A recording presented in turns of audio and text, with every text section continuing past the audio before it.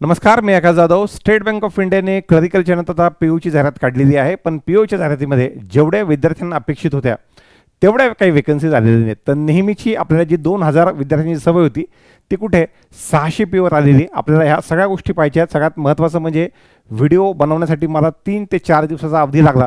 त्याबद्दल मी तुम्हाला सगळ्यांची दिलगिरी व्यक्त करतो आणि आपला आजचा व्हिडिओ जो स्टार्ट करतो. व्हिडिओ आपण नेहमीप्रमाणे 2 पार्टमध्ये घेतो. पहिल्या पार्टमध्ये आपण PDF कंप्लीट करून घेतो आणि दुसऱ्या पार्टमध्ये आपण साधारणतः अभ्यास आणि बाकी सगळ्या गोष्टीबद्दल चर्चा करत असतो. इथं सुद्धा आपल्याला त्याच पद्धतीने पाहायचं आहे. पण पहिला जो पार्ट आहे PDFचा मला 3-4 दिवस लागले असल्यामुळे मी थोडासा स्पीडने घेऊन टाकेल. पण दुसऱ्या पार्टमध्ये मला जास्त डिटेलमध्ये बोलायचं आहे. त्या पाठीमागचं कारण की पुन्हा एकदा SBI पीओनं जे ते आपापल्या पद्धतीनं सरप्राईज बँक ऑफ इंडिया जसं म्हणतात त्या हिशोबानं प्रीचा पॅटर्न चेंज केला, मेन्सचा पॅटर्न चेंज केला, असलेल्या वेकन्सीजमध्ये चेंज केला. तर आपल्याला पुढे काय काय करायचं आहे त्या सगळ्या गोष्टी आपल्याला ह्या व्हिडिओच्या निमित्तानं जे ते पाहायचं होतं. चला आपण स्टार्ट करूयात. हे स्टार्ट करत असताना या प्रोसेसमधून SBIच्या एकाच SBIची LHOची बिल्डिंग आहे मुंबईला. तर त्या ठिकाणी मी SBIचा इंटरव्ह्यू एकदा आणि स्टेट बँक ऑफ हैदराबादचा इंटरव्ह्यू एकदा, नंतर या सगळ्या बँका SBIमध्ये मर्ज झाल्या. तर 2 वेळेस त्या प्रोसेसमधून गेलेला असल्यामुळं साधारणतः तोही अनुभव शेअर करतो आणि सोबत आता सध्याला आपल्याला त्याच्यानंतर काय काय चेंजेस करायचे आहेत, कशा हिशेबाने आपल्याला तयारी ठेवायची, हा सगळा पार्ट आपण बघूयात. हे पाहताना आपली जेवढ्या ऑनलाईन बॅचेस आहेत त्या सगळ्या बॅचेसला आपण 31 डिसेंबर ते 4 जानेवारी या दरम्यान नवीन वर्षानिमित्त आपण सूट देतोय. आपण आतापर्यंत मागच्या वर्षी 1.5 पाहिलं असेल मॅक्सिमम 50% 50%च्यावर आपण जात नाही. तर या ठिकाणी HNY हॅपी न्यू इयरचा HNY 50 हा कोड तुम्हाला 31 डिसेंबरपासून 4 जानेवारीपर्यंत जो तो वापरायचा आहे आपल्या सगळ्या कोर्सेससाठी. सगळ्यात महत्त्वाचं म्हणजे आपली जी क्वांट बॅच आहे पुढचे 7 दिवस तुम्हाला मी क्वांट बॅच आपल्या संकल्प 247 ॲपवर दिसेल. तर पुढचे 7 दिवस सगळी पूर्ण बॅच मी ओपन ठेवलेली आहे, विद्यार्थ्यांना फ्री करून दिलेली आहे. स्पेसिफिकली विद्यार्थ्यांना SBIची तयारी करताना क्लर्कची, न्यू इंडिया असिस्टंटची. आता विद्यार्थी स्पीड मॅथबद्दल जास्त बोलत नाही, ते बोलतात अरिथमॅटिकबद्दल, DI बद्दल. मला असं वाटतं ही बॅच म्हणजे त्याचं कंप्लीट सोल्युशन आहे. तर विद्यार्थ्यांनी पुढील 7 दिवस 28 जानेवारीपासून ते 28 डिसेंबर ते 4 जानेवारी हा वाला पार्ट फ्री त्यांना ॲक्सेस करता येईल. तर ते एक फोल्डर वेगळे काढून दिलेले आहे जे 4 तारखेनंतर बंद होऊन जाईल. आणि ज्या विद्यार्थ्यांना असं वाटतं की आपण ती बॅच घेतली पाहिजे अशांसाठी रेग्युलर फोल्डर जो आहे तो सुद्धा चालू राहील. सो दॅट विद्यार्थी 28 डिसेंबरपासून ते शेवटपर्यंत ती बॅचसुद्धा परचेस करू शकतात. तर हा एक पार्ट झाला. त्यानंतर आपली ऑनलाईन जी बॅच आहे फुल लेंथ बॅच ती 1 जानेवारी 2024पासून स्टार्ट होते. ज्या विद्यार्थ्यांना, जे नवीन विद्यार्थ्यांना असं वाटतं की आपल्याला बॅच स्टार्ट करायची आहे, मला असं वाटतं त्यांच्यासाठी एक नामी संधी आहे. थोडं पुढे येऊयात. हे कट ऑफ आणि बाकी सगळ्या गोष्टी आहेत. इथं आपण नंतर पहिल्यांदा ही जाहिरात आहे SBI बँकेबद्दलची आहे की SBIला best bank of the year हे 2024चं घोषित केलेलं आहे ग्लोबल फायनान्स यांच्याद्वारे. आणि आम्हाला बरं वाटलं असतं तर तुम्ही जागा जास्त काढल्या असतं. फायदा काय आमच्यासाठी त्याचा. असो, चांगली गोष्ट आहे ती, भारतासाठी भूषणाची गोष्ट आहे. पण आम्हाला जागासुद्धा जास्त अपेक्षित होत्या. 27 डिसेंबरपासून ते 16 जानेवारी ॲप्लिकेशनची लास्ट डेट आहे. ॲड बऱ्यापैकी आधी काढलेली त्यांनी, जी की चांगली गोष्ट आहे. सो दॅट विद्यार्थ्यांना ब्रीदिंग स्पेस मिळतो एक्स्ट्रा अभ्यासासाठी, बाकी सगळ्या गोष्टी करता येतात. आता तुमची एक्झाम 3 फेजमध्ये होईल. फेज 1 जी प्री एक्झाम, फेज 2 जी मेन्स एक्झाम आणि फेज 3 ज्याच्यामध्ये तुमचं सायकोमेट्रिक ग्रुप एक्सरसाइज आणि इंटरव्ह्यू असतो. उगं नावाला मोठे असतं, याला मी नाव मोठं आणि लक्षण खोटं म्हणतो. ह्याही प्रोसेस खूप सोपी असते. सायकोमेट्रिक टेस्ट अवघड घेऊ नका, एकदम सोपी टेस्ट असते. एक्झाम त्याला काही पासिंग बिसिंग काही नसतं. तुमची मेंटल हेल्थ चेक करण्यासाठीची टेस्ट आहे. आणि आपल्याला सगळेजण साधारण माणसं आहेत तर आपली ती एक्झाम पास होतेच. ग्रुप एक्सरसाइज म्हणजे ग्रुप डिस्कशन टाईपमध्ये आहे. काय आहे ते आपण पुढे बघू, पण साधारणतः ही प्रोसेस आहे. थोडंसं पुढे आता ॲडमध्ये जास्त काही मला सांगायचं नाही. एकच ॲप्लिकेशन अप्लाय करायचं आहे. जर तुम्ही एकापेक्षा जास्त केले तर शेवटचं ॲप्लिकेशन पकडलं जाईल. प्रीचं कॉल लेटर जपून ठेवा असं ते म्हणतात, मेन्सच्या वेळेस लागणार आहे. नंतर उगाच ते हे FIR वर नेण्यापेक्षा प्रीचं हॉल तिकीट घरी नेताना व्यवस्थित नाही आणि मेन्सच्या वेळेस ते आणा. त्यानंतर ज्या विद्यार्थी वेगवेगळ्या गव्हर्नमेंट ऑर्गनायझेशनमध्ये, पब्लिक सेक्टरमध्ये काम करायचं त्यांना इंटरव्ह्यूच्या वेळेस NOC लागणार आहे. त्यामुळे प्रॉब्लेम नाही आहे. सिबिल स्कोअर तुमचा व्यवस्थित असू द्या. त्याच्याबद्दल सुद्धा जुने कोणते लोन असतील प्रॉब्लेम नाही आहे. लोन माझ्यावर आहेत, तुमच्यावर आहेत. पण थकीत लोन असतील तर त्याला रेग्युलरमध्ये कन्वर्ट करा. बस तेवढंच. आताच कन्वर्ट करून ठेवा. सो दॅट पुढे तो प्रॉब्लेम येणार नाही. कारण की सिबिलचा क्रायटेरिया आता SBIने आणला होता, मग आता IBPSनं बनवले आहेत. ह्या आहेत 600 वेकन्सीज, ज्यामध्ये बॅकलॉग आणि या सगळ्या मिळून 600 वेकन्सीज आहेत. बाकी फिजिकली चॅलेंज विद्यार्थ्यांच्या वेगळ्या सेट ऑफ वेकन्सीज ज्या आहेत त्या आहेत. पुढे आपण जर बघितलं टेंटेटिव्ह शेड्यूल, या शेड्यूलमध्ये 27 डिसेंबर ते 16 जानेवारी ॲप्लिकेशन आहे. त्यानंतर तुमची प्री एक्झाम जी आहे ती 8 आणि 15 मार्चला होईल. म्हणजे जशी तुमची SBI क्लर्क संपली लगेच पुढच्या आठवड्यामध्ये 8 आणि 15 मार्चला एक्झाम होईल. बाकी सगळं होऊन तुमचं फायनल निकाल डिक्लेअर होतो बघा मे जूनमध्ये. एवढी फास्ट मला बँकिंग सोडून बाकी कोणती एक्झाम दाखवा. मार्चमध्ये प्री, एप्रिलमध्ये मेन्स, मेमध्ये इंटरव्ह्यू आणि मेमध्ये इंटरव्ह्यू, जूनपर्यंत निकाल संपलं. प्री, मेन्स, इंटरव्ह्यू आणि तसा निकाल हे मूलतः जूनमध्ये तुम्हाला जुलैमध्ये बँकेत पण दिसतील लगेच. तर फास्टेस्ट प्रोसेस जी आहे ती आहे. थोडं पुढे त्याच्यामध्ये दिले एज जी आहे ती चांगली गोष्ट आहे की 1 एप्रिलला कन्सिडर केलेली आहे. म्हणजे बऱ्यापैकी जास्त विद्यार्थ्यांना फायदा आहे त्याचा. आणि 21 ते 30 ही एज लिमिट आहे. OBC 3 वर्ष एक्स्ट्रा, SC ST 5 वर्ष एक्स्ट्रा. त्यानंतर ग्रॅज्युएशन तुमचं 30 एप्रिल 2025 पर्यंत झालेलं पाहिजे. माझी अपेक्षा होती 30 एप्रिलऐवजी 30 ऑगस्ट टाकायला पाहिजे होतं. एप्रिल टाकून मला वाटत नाही तेवढा काय फायदा आहे. 30 एप्रिलपर्यंत खूप कमी लोकांचा निकाल कोणकोणत्या ग्रॅज्युएशनच्या स्ट्रीमचा लागतो माहीत नाही आहे. पण 30 एप्रिलपर्यंत ग्रॅज्युएशन होणं अपेक्षित आहे. थोडं अजून पुढे आपण जर पाहिलं यामध्ये स्क्राईबचे गाईडलाईन्सबद्दल दिलेलं आहे तेवढं एक वाचून घ्या. एक्झाम पॅटर्नमध्ये प्री एक्झाम आतापर्यंत आपल्याला 35-35-30ची सवय होती. पण इंग्लिशचं वेटेज वाढवलं आहे 40, क्वांट 30 आणि रिझनिंग 30. 40-30-30 100 मार्काचा पेपर असेल. सेक्शनल टाईम तेवढाच आहे 20 मिनिट 20 मिनिट 20 मिनिट. तर गणितात पहिल्यांदा क्वांट रिझनिंगला 20 मिनिटामध्ये आधी 35 क्वेश्चन सोडवावं लागायचे. आता 20 मिनिटात 30च क्वेश्चन सोडवायचे आहेत. परंतु इंग्लिशच्या 20 मिनिटामध्ये 40 क्वेश्चन सोडवायचे आहेत. सो दॅट आता जर 20 मिनिटात 40 क्वेश्चन आपल्याला करायचे तर आपली रीडिंग स्पीड वाढली पाहिजे. आपण अजून जास्त रीडिंगवर फोकस करणं आवश्यक आहे. आणि मेन्समध्ये सुद्धा बदल केला आहे. मेन्समध्ये क्वांट, रिझनिंग, इंग्लिश तिन्हीसुद्धा 60-60 आणि 60 मार्काला करून 20 मार्काचं इंग्लिश. प्रीमध्ये इंग्लिश वाढवलं आणि मेन्समध्ये इंग्लिश कमी नाही खूप कमी केलं. पण आता मेन्सपर्यंत यायचं असेल तर प्री क्रॅक केलीच पाहिजे. मग प्रीमध्ये इंग्लिश चांगला असलं पाहिजे. तर त्यामुळं शेवटी कॅन्डिडेट त्यांच्याकडे जाणार कसा की ज्यांची क्वांट, रिझनिंग, GAची स्किल जितकी जास्त चांगली आहे. तर ह्या पद्धतीनं असणार आहे. पण तिथपर्यंत पोहोचायला प्री चांगलं पाहिजे. तर सांगण्याचा मुद्दा हा पेपर काढायचा असेल तर तुम्हाला क्वांट, रिझनिंग, इंग्लिश, GA सगळ्यांमध्ये रिझनेबली चांगल्या पद्धतीने करणं आवश्यक आहे. अशा पद्धतीचं पॅटर्न आहे. जुन्या पॅटर्नमध्ये काय व्हायचं, ज्या पॅटर्नमधून मीही गेलेलो आहे, मी 2च विषयावर माझ्या आजपर्यंतची एक्झाम काढतो. इनफॅक्ट ही एक्झाम काढणं काही खूप मोठी गोष्ट नाही माझ्यासाठी. पण जुन्या पद्धतीनं क्वांट आणि इंग्लिश हे 2 विषय चांगले ठेवले. काही लोक तुमचा कॉम्बो असतो क्वांट रिझनिंगचा, तर ह्या पद्धतीने तुम्ही 2 विषयाच्या हिशोबाने जायचं. इथं थोडंसं तुम्ही बॅलन्स करायचा प्रयत्न केला आहे की वरती तुमची इंग्लिशची स्किल दाखवा पण फायनल सिलेक्शनमध्ये जे वेटेज आहेत ते कमी असेल ह्या पद्धतीनं. आणि त्याच्यानंतर कम्युनिकेशन स्किलमध्ये डिस्क्रिप्टिव्हमध्ये email, report, situation analysis and precis writing काही नसतं. ते त्यावेळेला पाहता येईल ज्यावेळेला तुमची प्री होऊन जाईल. त्याच्यानंतर याचे एक लेक्चर 2 लेक्चर बघून घेतले तर बऱ्यापैकी लेटर प्रेसिस असतं असं समजून घ्यायचं. असं 200 मार्काचा ऑब्जेक्टिव्ह, 50 मार्काचा डिस्क्रिप्टिव्ह, 250 मार्काचा तुमचा पेपर असेल आणि सोबत 50 मार्काचं ग्रुप एक्सरसाइज आणि इंटरव्ह्यू असणार आहे. सायकोमेट्रिक तुमची ही जी टेस्ट असते ही क्वालिफाईंग पद्धतीची असते. त्यामुळे 20 मार्काची ग्रुप एक्सरसाइज, 30 मार्काचा इंटरव्ह्यू, अशा पद्धतीने 50 मार्काचं GDPIची प्रोसेस. तर 250 मार्काचा पेपर, 50 मार्क, 250 मार्काचा पेपर आणि 50 मार्काचा GDPI अशा पद्धतीने सिलेक्शन होतं. रिटर्न एक्झामचं वेटेज 75% आणि इंटरव्ह्यूचं वेटेज 25% आहे तेवढंच ठेवलेलं आहे. त्याच्यामध्ये बदल केलेला नाही आहे. एक्झामचे सेंटर आणि बाकी सगळ्या गोष्टी, जॉईनिंग फॉर्मॅलिटीज त्याबद्दल दिलेलं आहे. टोटल अटेम्प्टबद्दल पण बोललेलं आहे. पण मी सांगतो काही लोक म्हणतील की मी फ्रेशर आहे मी माझा अटेम्प्ट कशाला व्हायला घालू. बिंदास द्या. जेंडरवाले, EWS आले 4 अटेम्प्ट माझ्याच्याने देणं झाले नाही. तुम्ही एवढं मी त्या पूर्ण प्रोसेसमध्ये असताना 4 अटेम्प्ट दिले नाहीत. तर तुमच्याच्याने 4 अटेम्प्ट खूप जास्त आहेत. असं काही वाया जात नाही.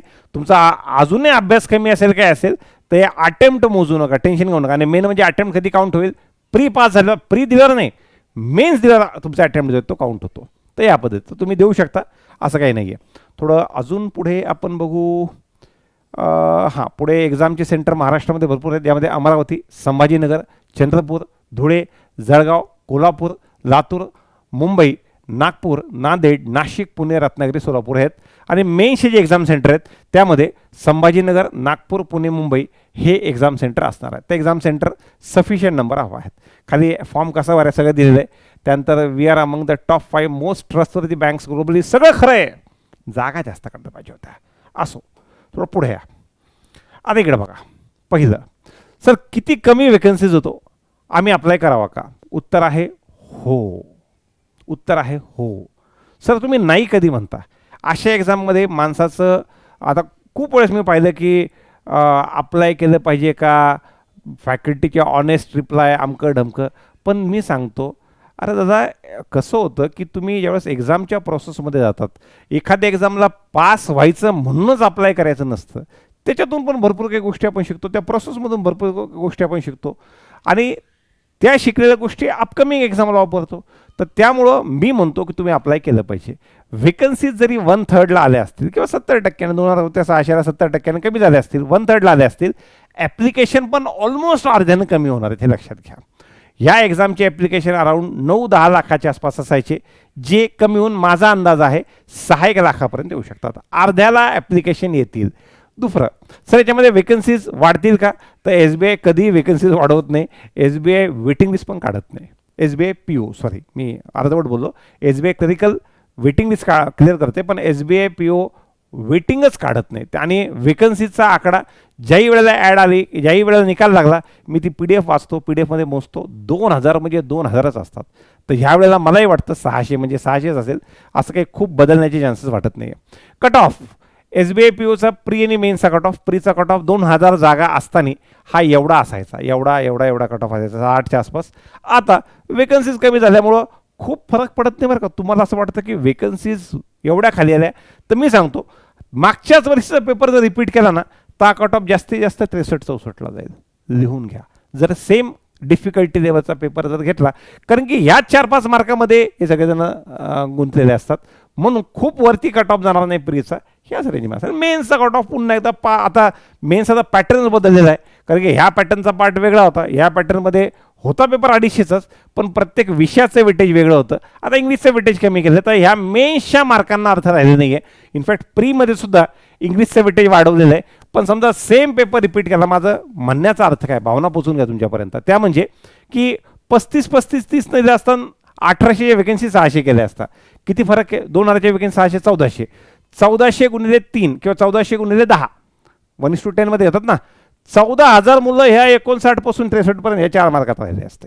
तेवढे एक्स्ट्रा 14,000 मुलं. असं काही खूप मोठा फरक वेकन्सी 600ला आल्या म्हणजे हा काही कट ऑफ 80ला आणि 70ला तो असं होत नसतं. ठीक आहे सर. एक्सपेक्टेड कट ऑफ तुम्हाला SBI PO प्री आणि mains due to change in pattern. तर आपण एक्झामचा चेंज पॅटर्नवर आपण 2 मिनिटात जे ते बोलूयात. पहिल्यांदा 40 मार्काचं इंग्लिश केलेलं आहे. आता 40 मार्काचं इंग्लिश केल्याच्या नंतर क्वांट रिझनिंग जे आहेत ते 20 मिनिटात 30 क्वेश्चन, 20 मिनिटात 30 क्वेश्चन. मुलं बरं का SBI POला नाही, पण इतर काही एक्झाम जे आहेत, AOच्या एक्झाम्स असतील त्या, तर दिलेल्या वेळेमध्ये तिथपर्यंत पोहोचायचे, 35-35 पर्यंत पोहोचायचे. इथं शक्यतो मुलं 35 पर्यंत पोहोचणं थोडंसं मुश्किल जायचं दिलेल्या 20 मिनिटात SBI POला, पण त्या मार्कांपर्यंत पोहोचायचे. फक्त आता हे जे 5 मार्क काढलेले आहेत क्वांटम रिझनिंगचे, हे नेमकं कशात काढलं ते पाहावं लागेल. जास्त अंदाज असा आहे की स्पीड मॅथवाला पार्ट जो 10 to 15 मार्क्सचा होता, तो एक 10 मार्कावर आणण्याचे चान्सेस जास्त वाटतात. स्पीड मॅथचा पार्ट हेच 5 मार्क कमी होतील. किंवा DI मध्ये सुद्धा कधी कधी 4 मार्काचे DI ह्या पद्धतीने ॲड होऊ शकतात. तर अशा पद्धतीने चेंजेस याच्यामध्ये पाहायला मिळतील. दुसरं म्हणजे हे चेंज केल्यामुळं आम्हाला काय काय तयारीमध्ये बदल जे ते घडवायचा आहे. तर तुम्हाला पहिल्यांदा तुमच्या इंग्लिशमध्ये 20 मिनिटामध्ये 40 क्वेश्चन करायचं आहे. तुमची रीडिंग आणि कॉम्प्रिहेन्शनची स्पीड किंवा त्याचं आकलन तुम्ही किती पटकन करतात ते सुद्धा महत्त्वाचं आहे. ह्या केसमध्ये वेळ 20 मिनिटात दिलेला असल्यामुळं मोठा फरक तुमच्या पॅटर्नमध्ये पडेल किंवा मार्कांमध्ये पडेल ह्या चेंजेसमध्ये मुळे प्रीमध्ये, असं तर मला बिलकुल वाटत नाही. कारण की असलेल्या वेळ आपण त्याच पद्धतीने वापरायचो आणि आता सुद्धा आपण क्वेश्चन जरी इंग्लिशचे 10 वाढले आणि क्वांट रिझनिंगचे 5-5 कमी झाले, तुम्ही बऱ्यापैकी एक 2-5% फरक त्या ठिकाणी पडेल. खूप मोठा फरक जे ते पडणार नाही. Sir any change in studies due to change pattern. फक्त इंग्लिशच्या केसमध्ये तुम्हाला रीडिंग आणि स्पीड या गोष्टी वाढवा असं मी सांगितलं. क्वांट आणि याच्या केसमध्ये तुम्हाला मला असं वाटतं मोठे चेंजेस करायची गरज आहे. इंटरव्ह्यूचा वेटेज हा क्रुशियल रोल प्ले करतो. जरी तुम्ही मेन्समध्ये कमी मार्क घेतले तरी आता तुमचा RRB POचा निकाल काही दिवसामध्ये लागेल. ह्या RRB POच्या निकालामध्ये तुमचे इंटरव्ह्यूचे मार्क बघा रेंज बाउंड असतात. 20 पैकी 10 पासून ते 20 पैकी 15 पर्यंत याच्यामध्ये सगळ्यांचे मार्क येऊन जातात. SBI PO अशी एकमेव एक्झाम आहे ज्या एक्झाममध्ये दरवर्षी तुम्ही निखिल सरला पण विचारा तर त्यांनाही विचारा, 50 पैकी जे आहेत हे मी 50पैकी 50वाला पण त्या एक्झामला पाहिलेला आहे आणि 50पैकी 15 पण पाहिलेलं आहे, त्या एक्झामला फेल केलेलं आहे. याला फेल केलेलं आहे 20 मार्क मिनिमम पाहिजे असतात तर, आणि याला 50पैकी 50. एकाच एक्झाममध्ये हा एवढा मोठा गॅप असतो. तर त्यामुळं इंटरव्ह्यू हा पार्ट तुमचा जास्त क्रुशियल रोल जे ते प्ले करतो. मागे आमचा माधव जाधव नावाचा एक विद्यार्थी होता, त्याच्या नावाच्या यमकमुळं मला लक्षात राहिलेलं आहे. तर तो रिटर्नमध्ये हार्डली त्याला 2-5 मार्काची 2-3 मार्काची लीड होती, पण इंटरव्ह्यूत 50पैकी 50 घेतले, निघून गेला पुढे. तर त्यामुळं इंटरव्ह्यू हा पार्ट तुमचा क्रुशियल रोल प्ले करेल, जो की कमी प्ले करतो ग्रामीण बँकेच्या एक्झाममध्ये, कमी प्ले करतो IBPS POच्या एक्झाममध्ये. इथे एवढा मोठा गॅप असल्यामुळं जो एकदम काठावर मेन्स पास झालेला आहे तो सुद्धा इंटरव्ह्यूमुळं पुढे निघून जाऊ शकतो. पुढे आणि इंटरव्ह्यूमध्ये चांगले मार्क होते म्हणजे इंग्लिश मिडियमचा पाहिजे, मराठी मीडियम, झेडपी शाळा जिंदाबाद. पुढे sir, I want to be officer in SBI, shall I take experience in private bank for 2 years first. Sir, माझा जुनून आहे की मला फक्त SBI मध्येच ऑफिसर व्हायचं आहे. तर अशा केसमध्ये तुम्हाला असं वाटतं का की मी 2 वर्ष प्रायव्हेटमध्ये जाऊन मग पुढे जावं? तर जर का तुम्हाला SBIच वाटतंय आणि ज्या पद्धतीने SBI मध्ये गोष्टी चालू आहेत, कारण की व्हेकन्सीज कमी झाल्या, याच्यावर आपल्याला बोलायचं आहे इम्पॅक्ट ऑफ SBI CBO काय आहे का, तर येस, SBI CBOचा इम्पॅक्ट आहे. SBI CBO हा सक्सेसफुल प्रोजेक्ट आहे SBIचा, ज्याच्यातून त्यांना लोकांना वेगळे ट्रेन करावं लागलं नाही, ज्याच्यामुळं ज्यांना ॲट अ टाईम मोठी जबाबदारी देते, त्याला लॅटरल प्लेसमेंट म्हणतात ह्या लोक, लॅटरल प्लेसमेंट, ज्यांना अनुभव काही ना काही होता आणि अनुभवी लोकांना त्यांनी घेतलेला आहे. तर SBI CBO हा त्यांचा एक चांगला प्रोजेक्ट राहिलेला आहे, म्हणून त्यांनी जागा त्यातल्या वाढवल्या आहेत. लिटरली 5,500 जागांपर्यंत त्यांनी जागा नेल्या आहेत, 5,500 जागांपर्यंत. तर तो प्रोजेक्ट चालला तर ऑब्वियसली SBI काही काय म्हणताला शेड्यूल्ड कमर्शियल बँक आहे, ती प्रॉफिटच्या हिशोबानं पाहिजे, तर त्यांना तिकडून चांगला वर्कफोर्स मिळतोय, ते तिकडून जास्त घेतील, या पद्धतीने ठेवतील. त्यामुळं better way to sir, SBI मध्ये चांगला वे कोणता आहे, PO की CBO? मी तुम्हाला सांगतो, मी 2010 पासून या एक्झामची तयारी करून घेतो. आतापर्यंत जेवढे SBI PO ने SBI PO दरवर्षी आलेली ॲडव्हर्टिजमेंट आहे. आधी तर SBIनी असोसिएट बँक 2 ॲड यायच्या, 2014, 15, 16पर्यंत यायच्या. 2016ला असोसिएट बँका मरत झाल्या, तेव्हापर्यंत SBI POच्या 2 ॲड यायच्या, एक SBI आणि एक असोसिएट. आता जेवढे PO आम्ही मागच्या 15 वर्षात कंप्लीट करून घेतले, मी सांगतो हे 2020ला आले ॲड आहे CBOची पहिली, 20, 21, 22, 23 4 ॲड आलेले असतील. ह्या 4 ॲडमधून आमचे CBO जास्त झाले POपेक्षा. तर CBO जो आहे तो बायपास आहे एवढं नक्की आहे. पण ह्या 2 वर्षाचा सासूरवास तुम्ही सहन करणार आहात का? जर त्याचं उत्तर हो असेल तर हो, तुम्ही जो विचार करतात की मी SBI बद्दल जुनूनी आहे, तर अशा केसमध्ये जुनूनी असाल तुम्ही लोक, तर तुम्ही तो सुद्धा मार्ग जो आहे तो पत्करू शकतात, प्रोव्हाइडेड तुमचं ॲप्टिट्यूड खूप कच्चं आहे. तुम्हाला असं वाटतं की ह्या ॲप्टिट्यूडवर माझं सिलेक्शन जे आहे ते कुठं होणार नाही आहे आणि मला अजून 2-3 वर्ष ॲप्टिट्यूडची तयारी करण्यापेक्षा 2 वर्षात मी तिकडे जातो आणि त्या हिशोबाने करतो. तुम्हाला मागच्या 2-3 दिवसातल्या निघालेल्या जागा सांगतो. तुम्ही बघा, मागच्या 2 दिवसात सांगतोय, युको बँकेनं SOच्या जागा काढल्या, नसेल माहिती तर वेबसाईटला बघा. बँक ऑफ बडोदाने SOच्या जागा काढल्या, माहिती नसेल तर वेबसाईटला बघा. तर SOच्या वेकन्सीज किंवा स्पेशलिस्टच्या किंवा वर्क असणाऱ्या वेकन्सीज मागच्या काही वर्षांमध्ये वाढलेल्या आहेत.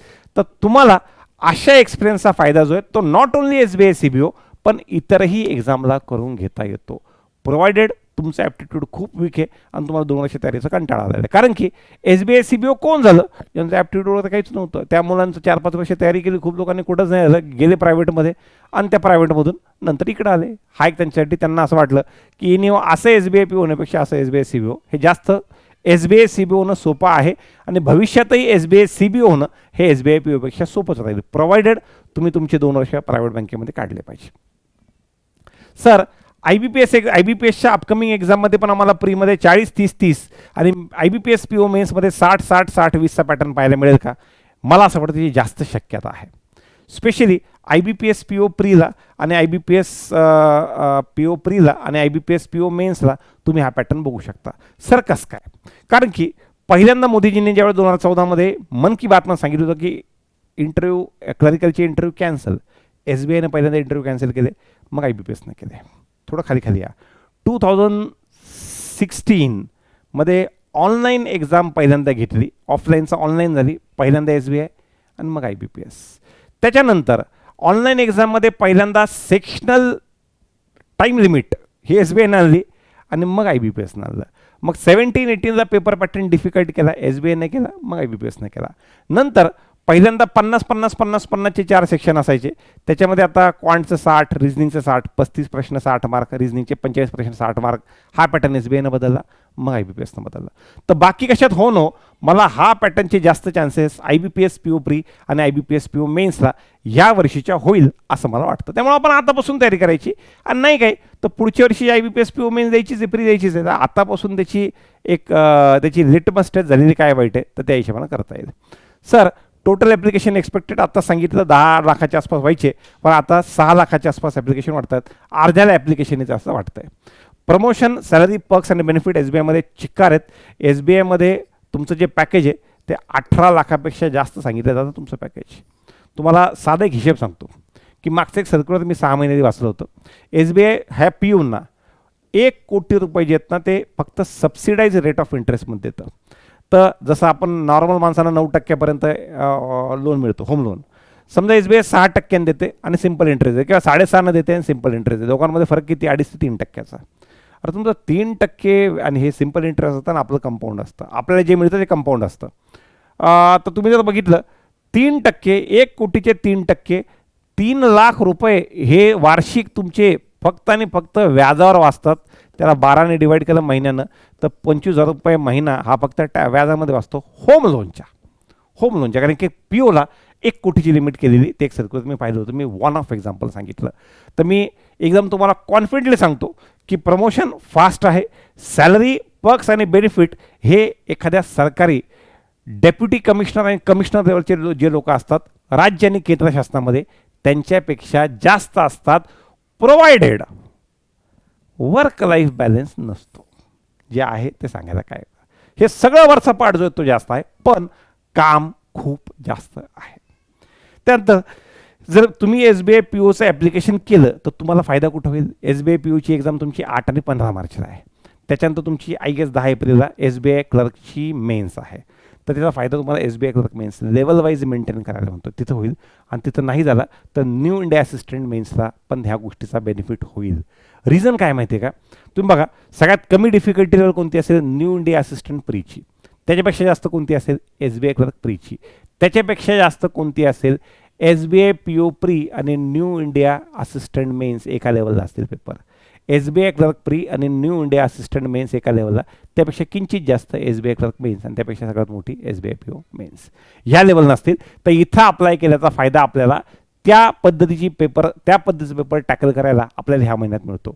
कसं होतं की जेवढे जास्त एक्झाम तुम्हाला ऑगस्ट, सप्टेंबर, ऑक्टोबर, नोव्हेंबरमध्ये मिळतात तिथेही तेवढ्या इथे मिळत नाही. तर एक चांगला चान्स आहे आपल्याला ह्या नंबर ऑफ एक्झाम, ह्या वेगवेगळ्या एक्झाम जे आहेत ते देण्याचा. तर तुम्ही त्यामुळे सुद्धा अप्लाय जे ते केलं पाहिजे.